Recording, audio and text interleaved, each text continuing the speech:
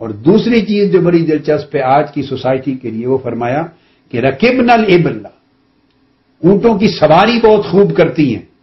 دوسرا سبب ہے ان کی سب سے اچھی عورتیں ہونے کی۔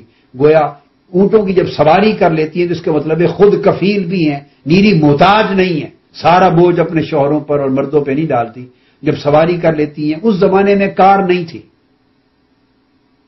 اس زمانے میں کاریں نہیں تھیں، صاف ظاہر سواری یا اونٹ تھے یا گھوڑے تھے۔ تو آقا علیہ السلام کی غرض اب محض اونٹوں کی سواری کرنے سے مراد فقط اونٹ ہی نہیں ہے، اشارہ اس امر کی طرف تھا کہ سواری کا ڈرائیونگ آتی ہے انہیں، سواری کر لیتی ہے اونٹوں پر۔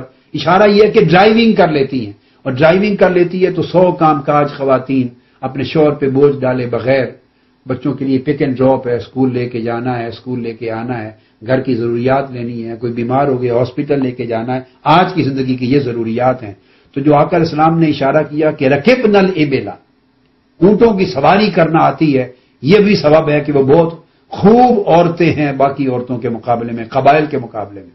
تو اس سے پتہ چلا کہ اسلام نے ڈرائیونگ کی نہ صرف عورتوں کو اجازت دی ہے، بلکہ یہ ریکمینڈ کیا ہے، آقا علیہ السلام نے اس کو پسند کیا ہے اور اس کو اچھی خوبیوں میں شمار کیا ہے۔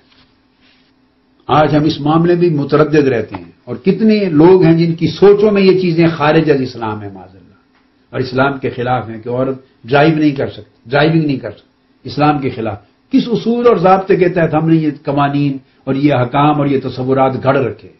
آقا علیہ السلام کی سنت، آقا علیہ السلام کی تعلیم، آقا علیہ السلام کے ارشادات اس سے یکسر مختلف ہیں۔ اور یہ جو حدیث میں نے سواری کی ڈرائیونگ کی یہ میں نے دوبارہ دہرا رہا ہوں، یہ صحیح مسلم کی حدیث ہے، صحیح ہے، کتاب الفضائل کے اندر آتی ہے، قریش کے فضائل کے بعد۔